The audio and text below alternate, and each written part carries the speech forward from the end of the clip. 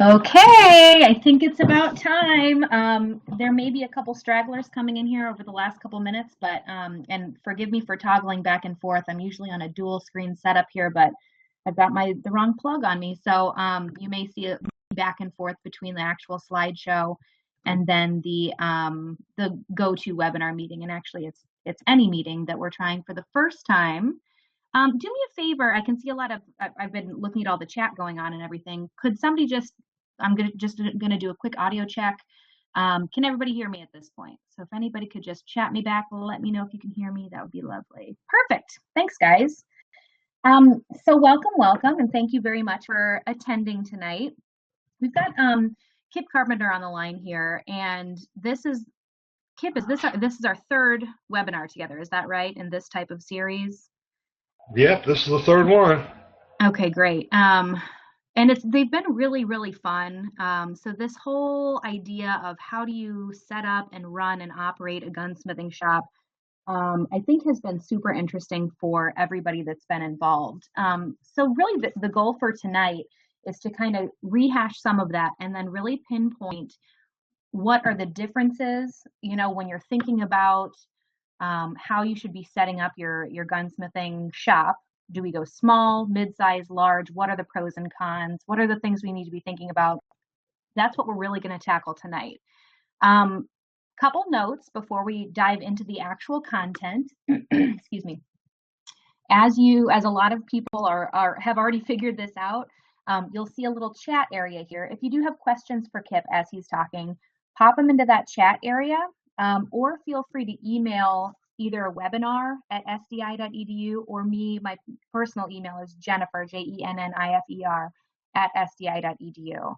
I've got a whole big list compiled from the last few webinars, but obviously tonight is all about you guys, so we want to make sure that your questions are being answered as well.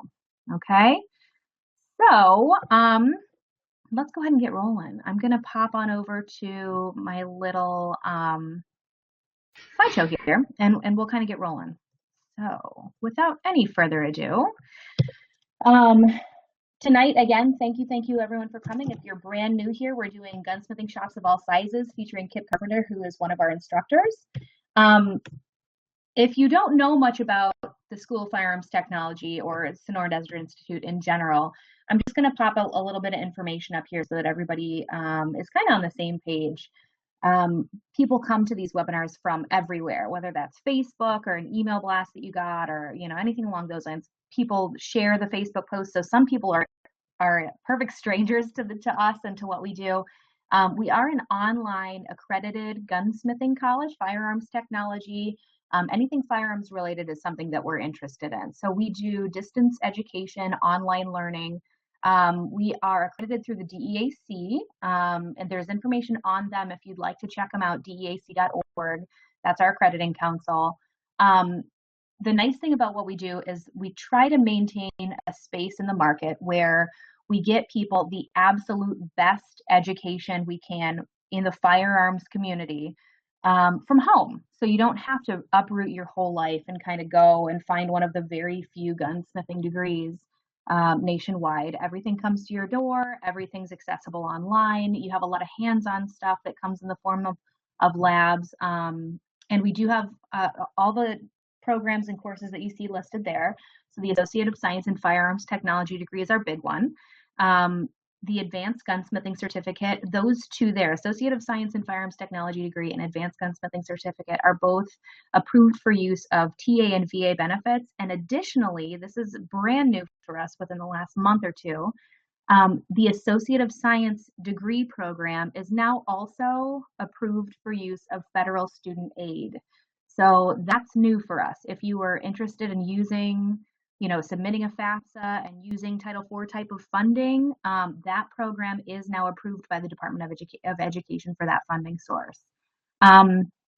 We also have the Ballistics and Reloading Certificate, AR-15, AR-10, 1911 Advanced Armor courses, all sorts of different stuff. It kind of depends on what you're looking for in your education. So if you do have questions on any of that, shoot me an email or feel free to email admissions@sdi.edu. Any of us can really point you in that direction. There is a note at the bottom here about field studies, and those may organically come up throughout our conversation here as well, but those are kind of externships. We have them at, I think, 13 or 15 locations nationwide now. They're for anybody who is a current student or a graduate of the Associate of Science degree program or the Advanced Gunsmithing certificate for additional on-site training. Those are available. And again, that email is there for you in case you need that information. Okay. Kip, I'm going to send it over to you to kind of give us an overview of everything that you've done. And while I'm doing that, I'm going to toggle back over and see, just kind of check out the chat system as well. So Kip, over to you. Tell us a little bit about yourself. Well, I started out gunsmithing about 14 years of age, and I did it through a friend of mine's dad. He was a gunsmith, and he and his son and I were best friends. So whenever he would take a shooting or do something on the weekend, he always brought guns home and would just tear them down and say, put them back together. And the same when we would go out for the weekends to go shooting, hunting, whatever. You want to go, reload your ammunition. And that's how it pretty much started, and it just developed from that to just a personal love. I always loved shooting guns and playing with guns like most everybody out there that's listening. And just learned everything I could. I read every kind of book, went to any kind of a seminar, it was an NRA club, whatever was around, I tried to get involved with it. And that's how it progressed. And then later in my life, as I did some other things like dignitary protection, some security and things like that, I was always pretty much to work on everybody's guns. And here in 2012, I decided to go ahead and start doing it on my own, and that's where I've been ever since. Tennessee for about 3 years, shut down to come to the school full time, and pass the torch on to all you out there who's ready to learn and get into it. And the reason I picked SDI was because it was a different kind of school. And sure, we all know about the on campuses and stuff, but we also know about the online. And this was the only one that actually had a instructors who I felt like really cared what they did. So that was my whole reason to come to SDI. I believe in SDI. I believe that where we're going, and I think that it's just going to keep growing and growing and growing and getting better and better and better. I don't see any stop for SDI. Awesome. Very cool. And we're excited to have you in a little bit more of a capacity than than we had before. So, you guys can hear my keystrokes too. Okay. This is a good time to note as well. Sorry. The keyboard strikes hurt. I'm sorry. I'll try to type quieter. Yeah, this is the first time we're using this company called AnyMeeting. So I'm going to be taking notes kind of on the functionality as well. The last couple have been GoTo meetings. So hey, bear with me. This is, like I said, our first foray into this one. But Kip, they're having a little bit of a problem with audio on your end. Some of it's mine as well, I think, but kind of dipping in and out. Are you on a cell phone or anything like that? No, I'm on the laptop here. Let's see. Okay. You guys can see the chat bar too. Okay. Sorry, guys. Let's do this. If you have questions for Kip, I'm going to get out of the chat area so that I'm not hurting anybody's ears when I'm typing into the chat area. And then if you do have questions, I've got my phone next to me. Email me, jennifer@sdi.edu. And that way we'll kind of keep on track that way. So I'll be monitoring my emails. And if you have questions for Kip, just shoot them to me that way. And then we'll just kind of, the rest of the slides are pretty much just pictures of guns and stuff anyway, just fun stuff. So shoot me your emails, Jennifer, JENNIFER @sdi.edu. Sorry for the tech stuff. Yes, it is a slideshow, Chad. Thanks. So let's go ahead and get into the nitty gritty here, Kip. The last couple webinars, we've just kind of talked about in general, how do you go about starting up a gunsmithing shop. And what I'd like to maybe focus on tonight is let's start with a basic, front to back, what you need to be thinking of when it comes to starting any gunsmithing shop. And then we'll kind of go piece by piece. What does it take to do a small? What are the pros and cons? What does it take to do a medium? What does it take to do, to be part of a huge organization? That type of thing. Because I know you've got experience in different size shops. So let's dive in. In your opinion, what's the decision-making process like when it comes to, first of all, deciding to start your own gunsmithing shop of any size? And what are the things that any person starting a gunsmithing shop needs to think about?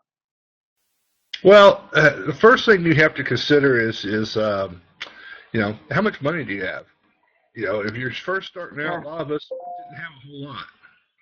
So that's going to be your first deciding factor. Also, what direction are you wanting to go? Some guys may not even want to have a shop. They may want to go to work for a company such as Ruger or Benelli or Bretta, somebody like that.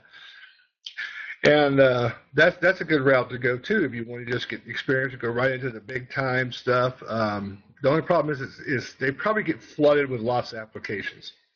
So if you decide, okay, I'm going to open my own shop and I'm going to do my own thing, naturally space is going to be a big consideration. However, I always suggest starting out small. The less you can keep your overhead, the better. Obviously, a garage shop is very adequate to get going. You're not going to go out and just buy a magnitude of huge tools and stuff. Not at first, not unless you have that kind of background. And we'll touch on that in a minute. But to get started, you really just need your bench. You need your good hand tools that you're going to commonly see. And just go from there and build from there. And as you build from there, you just have to decide, do I want to stay, like if you have property, you can grow from your garage into a larger shed, or if you decide to take it to the next step, to go into a commercial storefront. But, obviously you guys have got enough common sense to know you're going to have to build up to that level to do that. I don't suggest just getting out of school and saying, okay, I'm a gunsmith and I'm going to go get the biggest shop I can get and here I go, because really you're just going to end up swamping yourself and it's going to be too much for you. So that's where I would suggest starting, is in a small shop. Okay. Now, when we're talking about small shops then, so let's start with that as our first kind of compare and contrast. When you're thinking about a large shop, when you're thinking about a small shop, something that's out of your home, garage, shed, something like that, can you first give us an example of your personal experience running something like that, something of that size, or like a colleague that has done that, and then maybe bare minimums of what you would need, tools or software or space-wise, startup money, that type of thing. So let's start with the small one and kind of walk me through considerations for starting something like that up. Well, I mean, it just depends on, your background and how much you had saved. I started with about $300. So that was, and I had some old tools that I sold and that kind of thing to get some extra money. But really, I started with half of a 2-car garage. I took one half of it and dedicated it to my shop to get going. So I had my workbench. I had a mini lathe that I had, because I have some experience with lathe working. And then I had just a drill press, a small drill press, and just a small belt sander. And that's the basic tools. Of course, your hand tools. You're going to need your hand tools, such as your screwdrivers and a little small socket set and things of nature. Your common sense. In fact, SDI usually gives you a lot of the tools that you're going to need to get going, because when you get started in this business, you're not going to be building guns right off the bat. You may want to be turning barrels. You may want to be doing all the big things, but until you get a reputation as a good gunsmith, those kind of jobs are probably not going to come to your door. You're going to be doing a lot of parts changing. And that's your bread and butter. And today, with the kind of guns that are being built, that really is the majority of what you're seeing out there. You're seeing that in upgrades, and I'm telling you, there's good money in that. So to get started, you don't need as much as you think you do. And when you're talking about one-man banding it, so it's just you in a shed or garage or something like that, how many clients are you thinking per? I know that some of this is going to depend on once you kind of get into it, you'll be faster at things. But what's the expectation for how many projects you can do in a week-ish? What's kind of, I guess, where does it come in? How much money are you going to be making? How many things are you going to see? How much pounding of the pavement are you going to have to do to get the thing off the ground? That type of deal. Right, that's a good question. Basically, I wouldn't expect to see a whole lot, not when you first start out. If you have a part-time job, or if you're lucky enough to have a spouse who works, who's doing pretty well and can help you out, that's great. But if you're just by yourself and you've got to work, well, you're going to have to work and probably smith at night or during the day whenever you happen not to be working. Sure. And we'll go into how to get some of those jobs in just a second. But a lot of it also depends on your skill level. If you're just starting out, you don't have a lot of skill background in this. Obviously you're going to be a little bit disadvantaged, because I don't care what school you go to. We can teach you all the fundamentals. We can teach you all the things that a smith can teach you, but a lot of stuff is just going to come through experience. Sure. Your craft is going to get better and better as you actually put your hands on things and learn to diagnose things and understand the systems of guns. If you can do that, then there's nothing to stop you. Now let's go into, how do I get that job? How do I get some work? Well, the best way to start is if you got friends, family, someone that's willing just to give you a gun to work on and say, hey, you cover the parts, I'll do the work. You go out and spread my name around. Get you some basic cards made for, you can go online to certain places just to get a basic set of business cards for like $9 for 500 or whatever. Oh, sure. Yeah, you can get them super cheap. Card that has your basic information that you're a certified smith. You're good to go, and word of mouth will spread fast. That's the main thing. But visit your local gun shops. Do they have a gunsmith? Chances are they probably don't. Now, will they want to hire you? Probably not, because they probably have overhead. But you make a deal with them. Say, hey, man, you take in the work. I'll come do the work. I'll cut you in on it, and we'll both make money. Yeah. And that really starts growing. That's what I did, and that's what I know just about everybody who's been in this business did. It's all word of mouth. Yeah, I think that's a great way to start too. And I think a lot of people that take courses here, or who are interested in courses here, kind of plan on doing it on the side even while they're still students, kind of getting their feet wet a little bit first before they launch into like jumping off the edge and doing a full-time, type of endeavor. So I think that's probably a smart way to do it,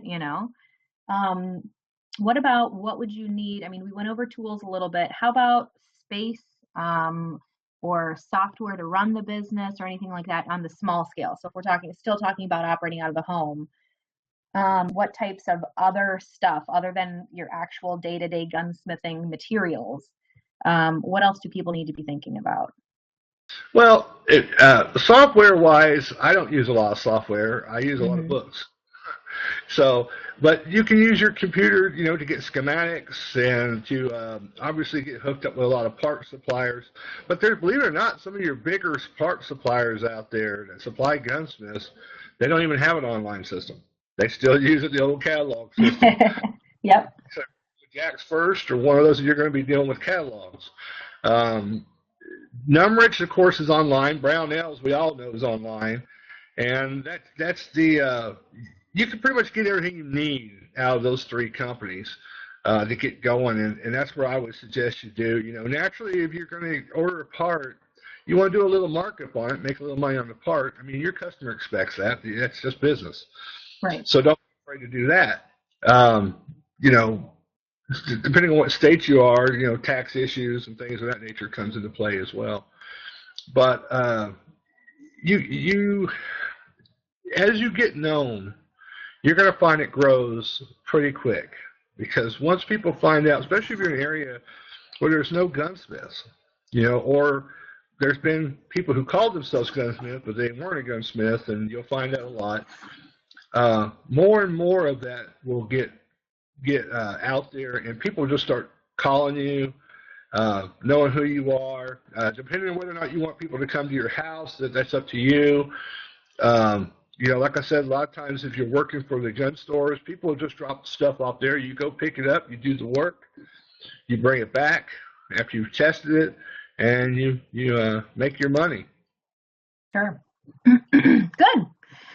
What about, I had one more that somebody had asked about. Oh, so we haven't talked about, and I know the disclaimer, we can't, it's not like, I know that you're not a legal guy, you're not an insurance guy, you're not an ATF guy, but licensing, insurance, and and FFLs, that's what a lot of people have been asking about when first starting out.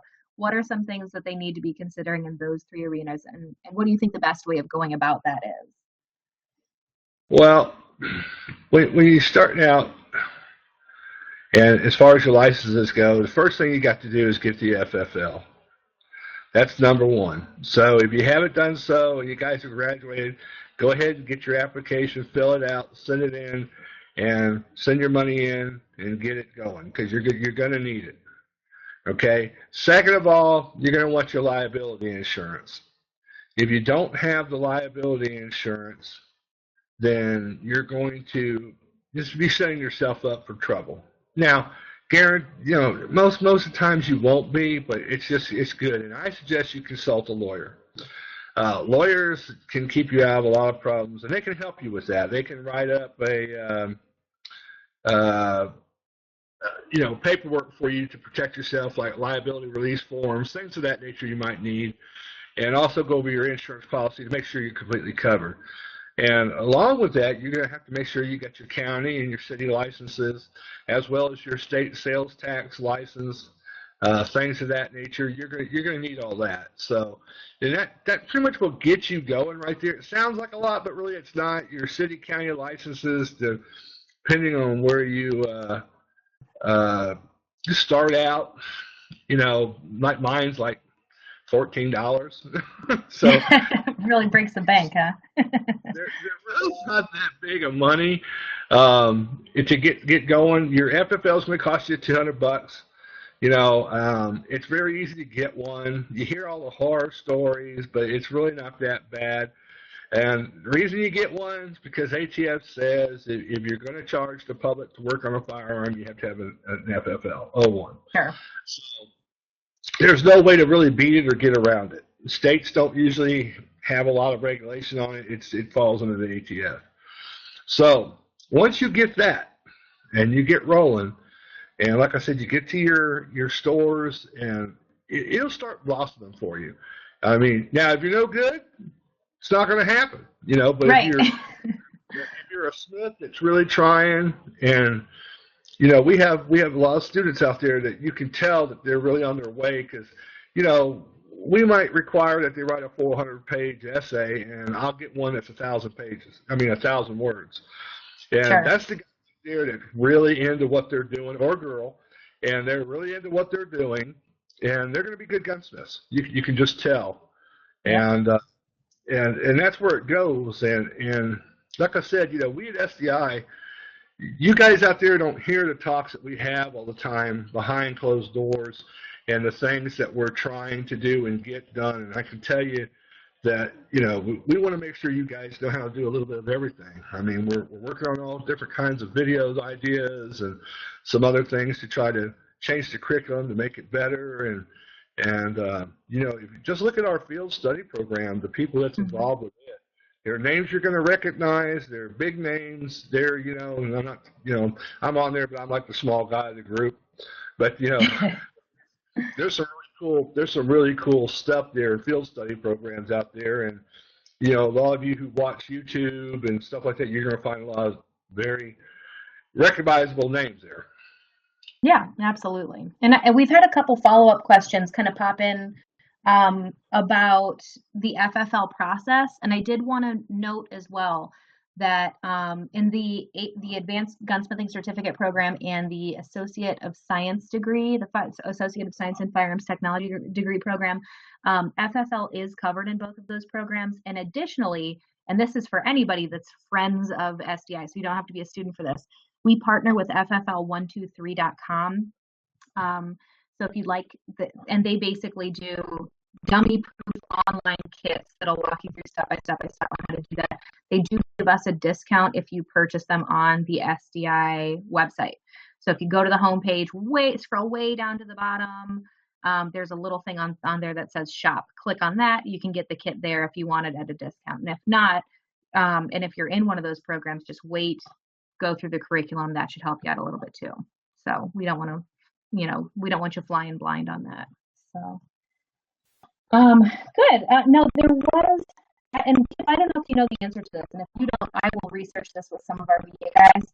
I did have somebody ask if you have any insight, or if anybody around has any insight on using the VA for small business funding. Is that something that you have any idea on, or you've heard of anybody using? I'm not the guy to ask about the VA funding. Now, we do have a lot of instructors that do and know it, but unfortunately, I'm not that guy. Okay, no problem. Let me research that on my end too. I'll get with our VA certifying official and see if she has any resources on that as well. So, okay, so tell me about then the pros and cons. I know that your recommendation is to start with one of these small types of shops. How do you know whether or not you're at the point where you should be phasing up? You know what I mean? Like, when do you level up? When do you grow bigger? What's that process for you? When you run out of room in your shop, your house, and everywhere else to store all your customers' guns, it's time to move. Right. All kidding aside, you start with your basic little shop setup, and then you grow from there. Let's say you do it in your garage, and you're getting bigger and you're learning more and you're getting better tools, and let's say you've learned to do some machining, and you buy a small lathe setup or whatever. Well, the next step would be, okay, can I afford to go get a commercial spot, or can I just go build something in the backyard? Do I have some land that I can put a bigger shed and have my shop here in the garage as well as there, and go that route, which works very, very well. And then you don't have the overhead. You actually own it. It's on your property. You don't have to worry about the rent and the other things that come in with having a commercial business. But if you are ready to take that leap and go to the next step, then I suggest you get with somebody that's a good realtor that can point you to some shops that, one, you're going to be where they can see you, and two, that's going to accommodate your needs and your future growth. I'm not saying a big shop, but I'm just saying somewhere where you have a little bit of room to grow for next year or two and see how you go. I think that if you do at your house, and then you have your big building that you build, or if you have room to that's the way to go, because you own it and it's yours, and you don't have to deal with all the city and a lot of different regulations that'll come down on you, fire marshals, things of that nature. Sure. That's go, but you'll know when it's time to grow. What are some of the challenges? I mean, if you start out a week, and then all of a sudden 6 months later, as you're pulling in, $3,000-$4,000 a week, sure, that might be a good sign, that it's getting time. And in this day and time, in this climate, the political thing that's going to play out there, guns are selling more now than they ever have. I've made this statement before, and I say it more so than now. We have sold so many guns in the last 8 years. I don't think there is enough gunsmiths out there to ever be a threat to anybody as far as guns. There are so many guns out there that are going to need maintenance, repairs, upgrades, and there's a lot of things that you can do there. Yeah, definitely. And especially, and like you said, especially with the climate right now, well, everybody's kind of seeing um, that it's having the adverse effect of what they're hoping it's going to have, you know. So we'll just keep riding that out as long as we can. And we have people. I mean, we have people knocking down our door at SDI all the time. I'm looking for good gunsmiths. I'm looking for good gunsmiths. You know, I need an employee. And that actually might be a good little segue, Kip. When you get into this midline, this middle level, what do you start looking for in employees? What do you in-house? What do you send out? What do you know what I mean? How do you know when you need extra hands and what their tasks should be? Do you start specializing? Chat me through that. Well, if I'm going to hire somebody tomorrow, um, Robert, who was with me, as you've heard me mention him before, Robert was a machinist who became a smith, who also was learning more from me. But Robert had been a machinist for 35 years. So it's kind of hard to pass up that type of experience. So experience comes into it. But if I'm going to hire somebody who's totally green, that's out of the school, first of all, I'm looking for the right attitude. I'm looking for the guy who really wants to learn. Okay? I'm looking for someone who took their schooling serious and not only did their assignments, but studied. Okay? Sometimes we have students that come in and they get into a class, and within the first 2 weeks, they have submitted every assignment for that entire block. There's no way you're going to learn and memorize things. I recommend my students to slow down and turn in your week's assignments. Go back and study, because even though you might not think there's something in there, there's a reason we've put that in there, and there's just something you may not be grasping. And it's those little things like that you're going to see down the road that you're going to say, you know what, I remember that. I wish I'd studied that more. So that's one thing. And two, I actually contact the school and say, hey, what kind of student were they? You know, what kind of grades did they make? Did they, show the effort and really want to learn? And then naturally, that's pretty much all you need. If you got some basic skills and stuff, most smiths are willing to teach you what they know. Now, you're going to get some out there that may not, because they may say, oh, you're a threat, or, I don't want you to get better than me, or maybe they see something in you that they didn't see in themselves, or you might know more than they do. But you don't want to work for somebody like that anyway. But if you can get in with an older smith, somebody like who's older, that's, I hate to say it, like an old guy like me, or who can teach you about lathing and things like that, go for it, man. I mean, I got some good friends down in Louisiana. That's one of our field studies. That's the guys at Atlas. Zeke's from my hometown, Zach is from my hometown. And, through him, I got to meet Charlie and Joe and got to know those guys. And a lot of people remember them when they were on television and say, wow, I'd love to work for them. Well, you know what? If you have the right kind of attitude and you have the right kind of motivation, and there's a good chance you could work for them. You can go down there and do your field study with them, and if they like you, they'll hire you. I mean, that's Sure. those guys. And, I'm not surprised that more and more people are reaching out to SDI, because the industry's finding out what we're about, and they like what they see. And that should tell all the students out there that, maybe you should consider, looking at SDI or seeing that, maybe we do know what we're doing here and understand why we're doing this. And it's just to make our industry better. I mean, Zeke and all the guys have worked so hard to bring this school around, and all of us that are dedicated to it. I mean, and Jennifer, you know this about me. I am so stoked and excited to be part of SDI that there's nothing I won't do for SDI. So it's just, that's the kind of things that you're going to be looking for as an employer, is these kind of people. And let's face it, if the school says, hey, we got a student we think's great, send them their way, they're going to look at you and they're going to take you serious. And that's one of the main things you want to get out of your education. Absolutely.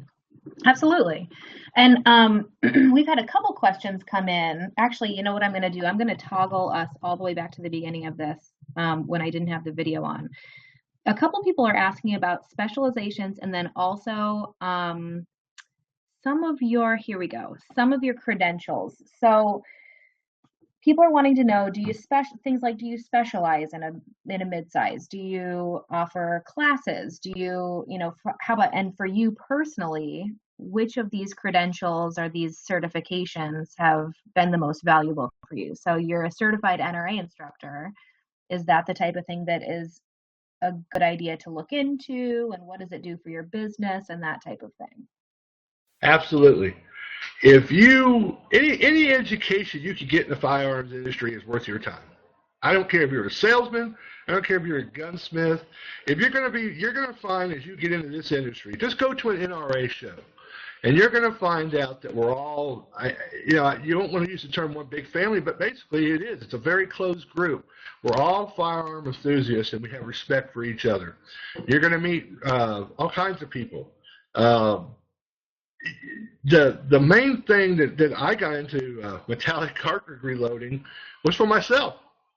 And then I liked it, and I said, hey, I like being an instructor and show people how to do that. So I took the NRA course, and I did it. Same with certified pistol, personal protection in the home. They offer many of them. The main thing you have to have is you just have to have a gun range. Naturally, you work out something with somebody that'll let you, use their range so you can teach your classes. If not, if you have your own range, that's awesome too. I think I saw a ticket up there on the chat where one of the guys said, hey, yeah, I've got that in my own shop, but I've got a gun range too. Well, he's got it made. He's perfect for also teaching classes. And guys, you need to also realize too, if you do get into this business, your FFL is an FFL. So if you wanted to sell guns, you can sell guns because you're going to have an O1. And that means you can sell them online. You can sell them, in your shop. You can do special orders for your customers and your friends. So the door opens up a lot of different ways in this business. You're not just a gunsmith. Once you have your FFL, you are an FFL O1. So that opens a lot of different doors. And with that comes people say, oh, you're an NRA instructor. Could you teach me how to shoot? Yeah, I can teach you how to shoot. And you are an instructor. So I recommend you get anything you want to do, go do it. It's out there. Good. Very cool. Is there anything, any pros and cons to a couple people have asked about when you're first starting out? Do you focus on one thing, or are you a jack of all trades? I like to. I guess that's a pretty interesting way to put it. But yeah, I guess I am. I think all gunsmiths are a jack of all trades. You're going to find out as you get into gunsmithing that you can decide to say, okay, I'm not going to do anything but repair pistols. And that's fine. Or I'm not going to work on anything but shotguns because that's what I like. And that's fine. Or you can be the guy that says, I'm going to make a living at doing this, and I've got to know how to work on everything. Because you will. You're going to see guns, and I've said this before, and I cannot tell you how true this is. And if there's any of my clients that's listening out there tonight by any chance, or anybody who knows me, they know this about me, that you're going to get guns in your shop that you're not going to find in the books. The old schematics and history about them have disappeared. There's some very rare old stuff out there. And people will bring you that. You might see 10 Glocks in a week, or a 1911 or something like that, and then somebody's going to come in with great-grandfather's old squirrel gun that was made by some independent gunsmith somewhere, and they're going to look at you and say, it means the world to me, fix it. Now, knock on wood, I have gotten a reputation that I can do these things. And sometimes, folks, it even means making your own part. So what I suggest, if you're really serious about being a gunsmith, and I know a lot of the guys, I've seen a lot of the scrolls here, they talk about lathes and stuff, and we'll talk a little bit about that later. And just to hit on quick, yes, Grizzly makes a good lathe. It's affordable. If you can afford it and you want to do it, go for it. With that out of the way, you can do just about anything you want to if you really have the desire to learn. This is not rocket science. Now, if you're mechanically inclined, you're going to have a much easier time doing this kind of thing, But most of the smiths I know that just make a living gunsmithing, okay, they do a little bit of everything. You might have to do some bluing, you might have to do some repairs, you might have to do some Duracoat, whatever the customer wants. You kind of have to do it, but you don't have to do it if you don't want to. That's the other thing. But for God's sake, don't get yourself into a situation. If there's something that you don't know how to do, be honest with your customer. Tell them, hey, I want to know how to do that, but I haven't learned to do that yet. But you give me a little while, and I'll go get certified in that, and I'll learn to do it, even if it's just training yourself. Just don't take on something you don't do, because I've told you this, Jennifer, in the past. If you do something great for somebody, they might tell 10 people. But if you do something bad to somebody's gun, tell everybody they know. Yeah, you have to be careful with that. What about along those same lines? Is there anything else? And this can be any size gun shop, really. So, because this is so general, this is something that you would deal with at any level. Is there anything that, in your opinion, people should really take to heart as far as working with clients or communicating with clients, or things along those lines? Because that's a huge part of this. It's not just about fixing guns, it's also about customer service. So talk about the customer service side of this industry. Give them some insights on that. The customer's always right. Seriously though, you're going to have those customers that's going to get on your nerves. I'm not going to lie. You're going to have the customer that's watched a little YouTube, who's read a few guns and ammo magazines and things of that nature, and he's an expert. And even though he may get underneath your skin, you got to take a deep breath, and then you have to just explain to him how it really works and how it's gonna how you have to really go about fixing something. Some of them will just challenge you, but then after that, and they realize that you did a good job, they usually don't ever do that again. And you'll probably end up winning a customer for life. And believe it or not, that's the guy that will bring the majority of people to you. Once you've won that guy over, he will bring people in there left and right. I've had it happen. But then there's going to be some that no matter what you do, you can't please them. And anybody who's ever had any kind of business or even has worked anywhere, we all know there's people like that out there. So you just have to smile and say, have a nice day, and grit your teeth until they walk out the door. Then you can kick your trash can. Sure. Good.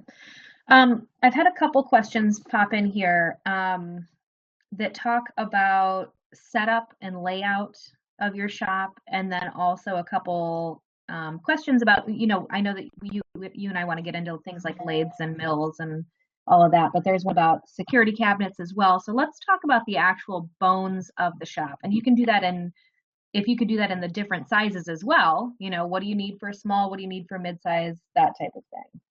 Okay. If you're going to set up a small shop, obviously you're limited for space. So if you're going to be a small shop, you're thinking about repairs. So you're going to need naturally your bench that you're going to mainly work on. Mm-hmm. That's a necessity. You're going to need good lighting. That's a given. And you're probably going to need some kind of bins, storage bins and that kind of thing for parts, or for storing the customer's torn down gun parts. You're going to need a good labeling system.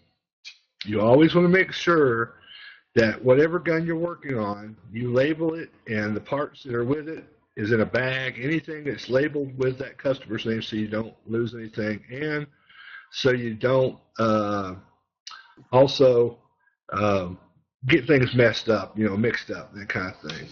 The next thing you have to ask yourself is, what tools am I going to use? What am I going to do? So if you say, okay, I'm going to start out with just doing repairs. I'm going to fix guns.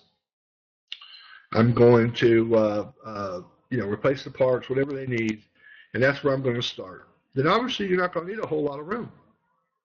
So that's on a small scale. And when I'm talking about a small little shop, I'm talking about something that's, closet size. Right. Yeah. I actually have a friend in Georgia that all he does is he builds rifles. He's into long range shooting. I know a lot of guys out there are. And his basic little workshop that he works in, the one he keeps in his house that's heated, is like a 6x8. Now, because he does rifle work and he is a certified machinist, he has another shop that's outside of his house in a shed that he bought. And that shed, I do believe it's a 10x12.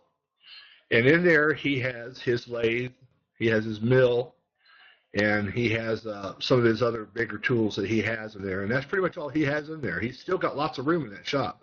But he put his bigger stuff, out there naturally, so it wouldn't interfere with the small stuff. Because everything he does that's hands-on or delicate is inside. So that's what he did, but that's all he does. All he does is rifles. Now, when he first started, he was still working at Lowe's for a long time. Sure.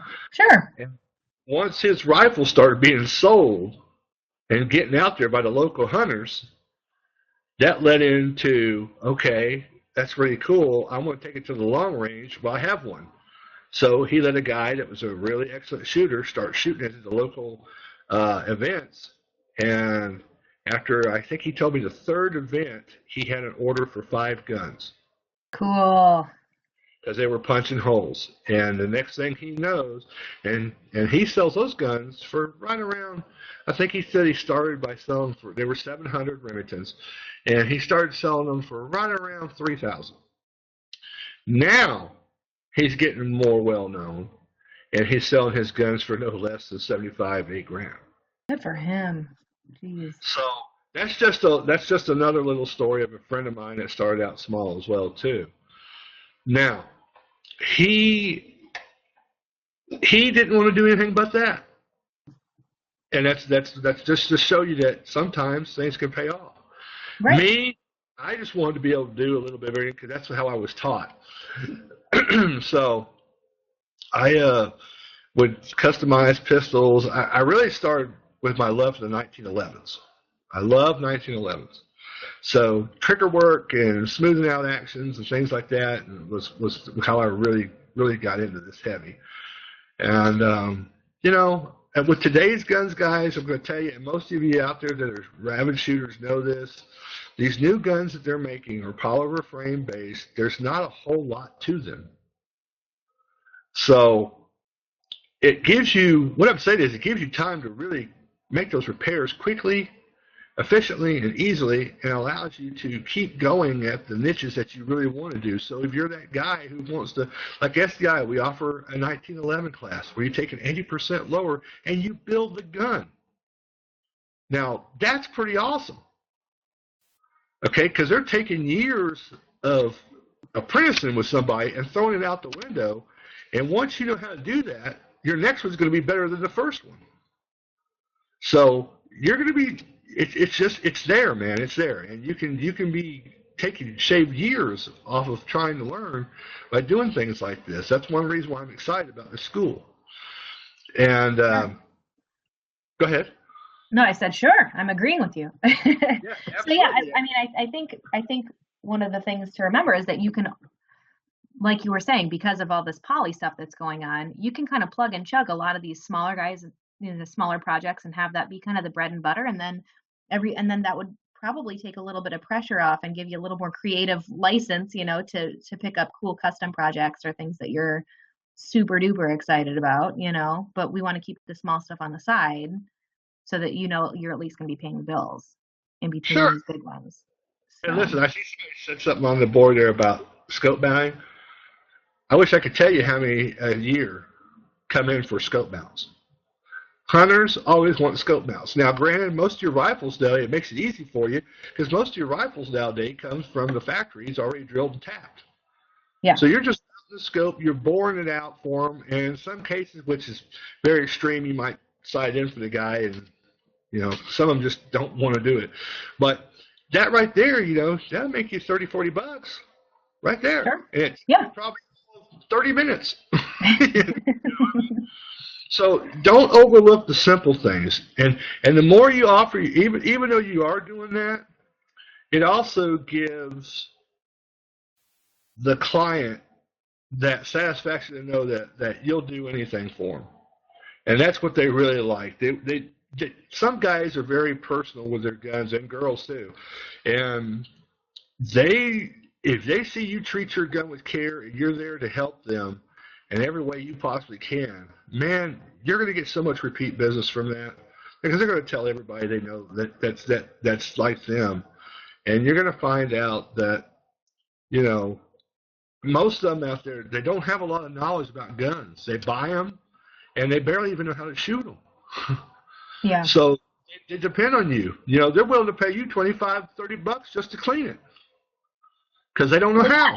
And if you can turn that around quickly, I mean, think about how easy it would be for people to just drop something off, get it done quickly. You know what I mean? There's so much backlog currently. I feel like everybody's just begging for somebody to just take care of them, take good care of them, in a timeline that works for them. So I think if you can find that sweet spot, that's probably a good word of mouth thing in and of itself, Absolutely. You'll even have clients that will come to you and say, hey, I really want to build an AR-15. And I've seen YouTube videos, and I have friends that do it, but I don't really feel comfortable. I don't know what to do. Could I pay you to show me the steps on how to put one together? Well, you charge them your hourly rate. Mm-hmm. And all you're doing is telling the guy what to do. Now, it's not a threat to you, because you guys out there know that there's thousands of videos and thousands of books out there that teach people how to build an AR-15, so it's not like it's a big secret. Right.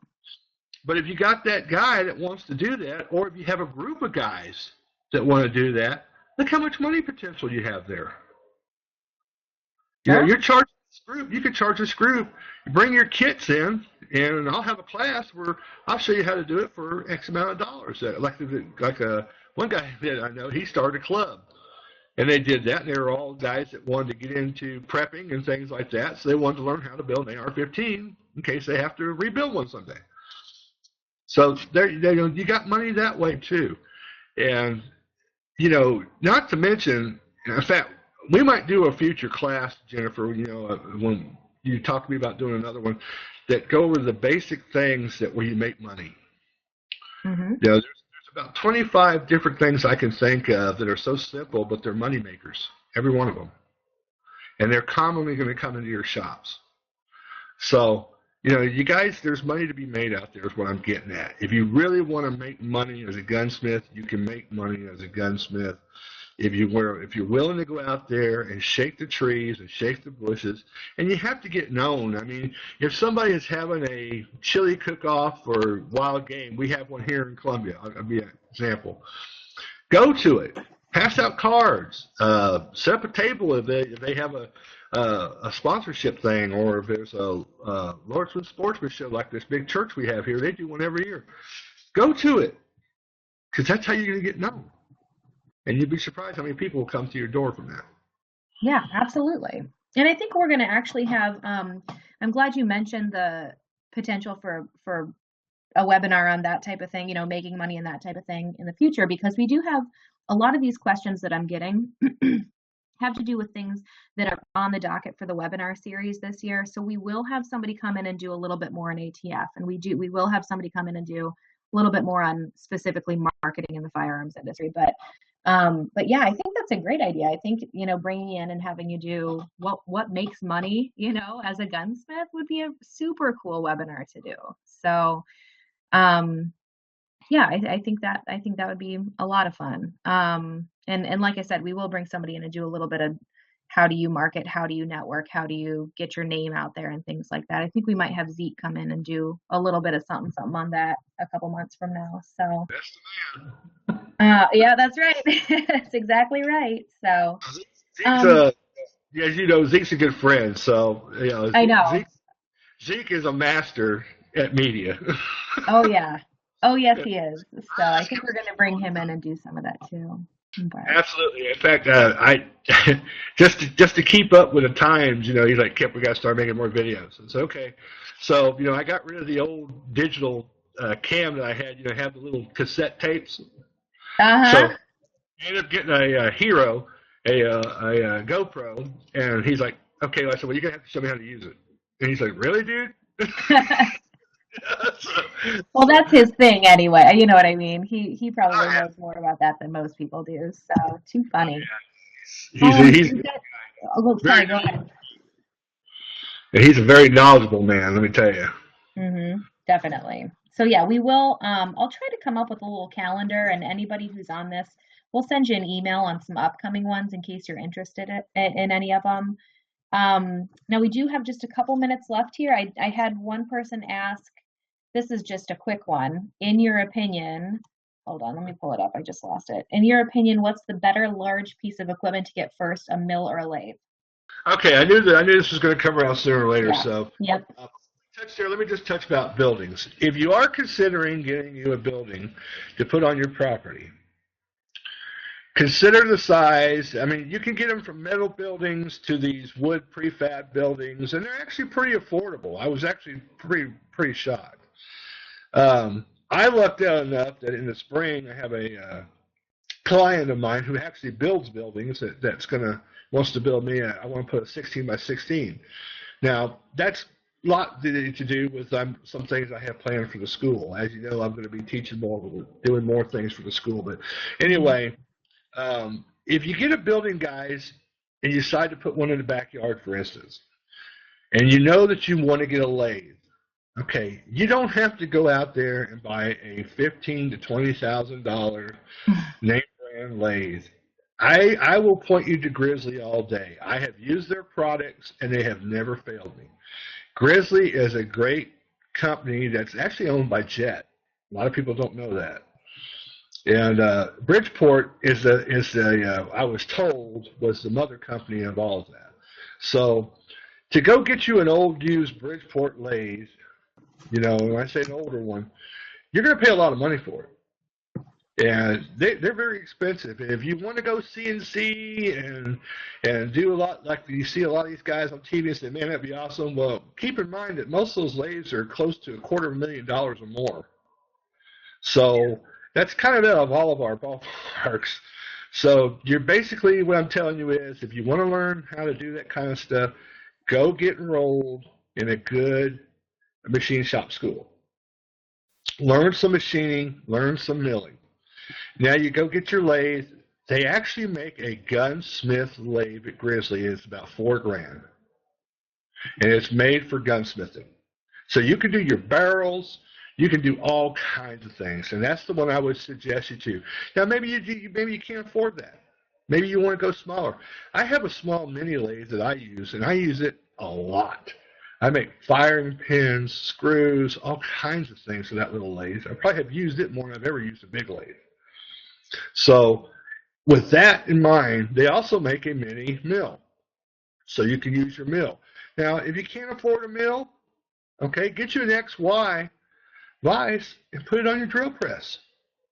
It'll get you through. A lot of people don't know that, but it will work. And the mini lathe that I use, I see somebody put it once in it, it's a Grizzly. It's what it is. And like I said, it works great. I've got no complaints about it. I've built many a custom firing pin on there and many a custom other parts that I've had to, like pins and things like that for shotguns and stuff. So that is where I would point you to look at that. And then of course, a lot of people use Harbor Freight. There's a lot of Harbor Freight stuff out there, guys. It really isn't bad. It's really pretty good stuff, some of it. Now, I won't, I can't sit there and say I would buy everything they have, but there are some things. For instance, if you go out and buy a Fordham tool, which is a rotary tool that we use by hand, very similar to a Dremel, but a better setup, a Fordham brand will cost you $300-400. You can get the same one that's made by Harbor Freight for about $60 to $70, and it works fine.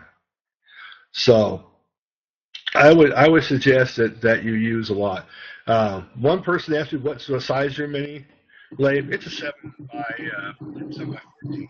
And it works fine. It works fine. So what I'm getting at is you don't have to go spend the 20,000 or 15,000 for the the old Bridgeports that are half wore out. And that's another thing. When you buy something used, a lot of times there's a reason you're selling them because they're used.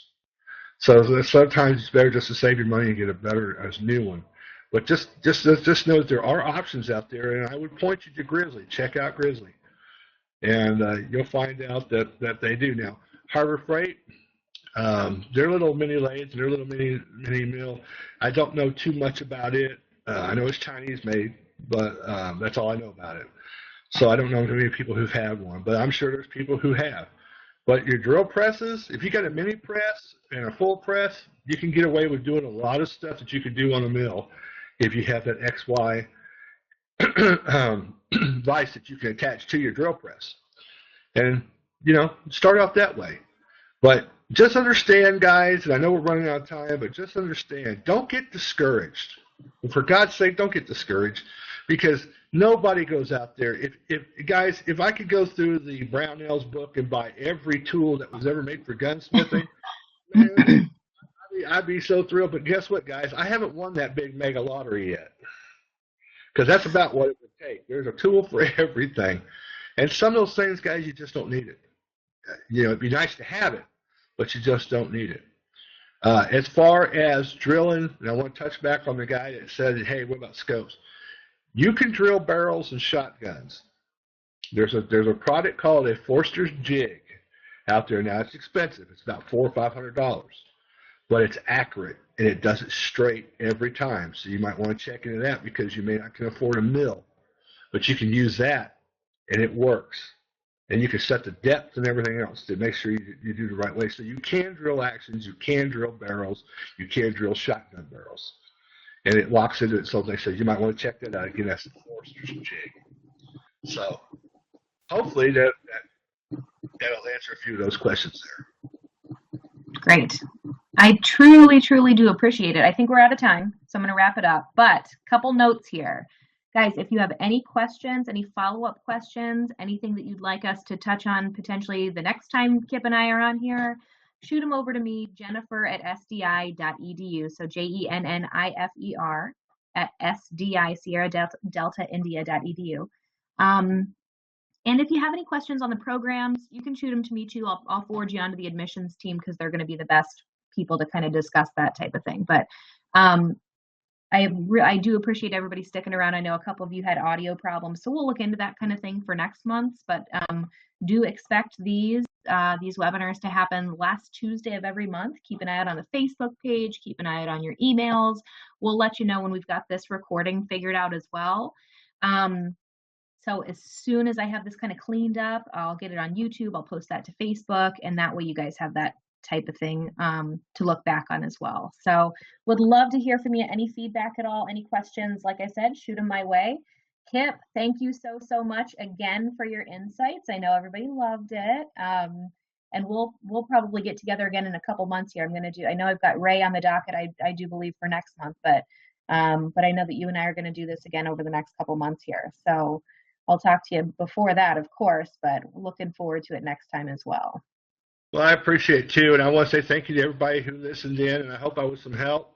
And same to you, Jennifer. Anything I can do to help, I'm always there. And also, on a last note, for all those out there that are our students, I teach the basic course where this is covered on the shop. So if you have any questions, just email me, and if you need help setting up your shop or whatever, go ahead and contact me. I'll help you any way I can, and that goes for everybody out there. So check us out at SDI, and thanks again, Jennifer, and I look forward to the next time.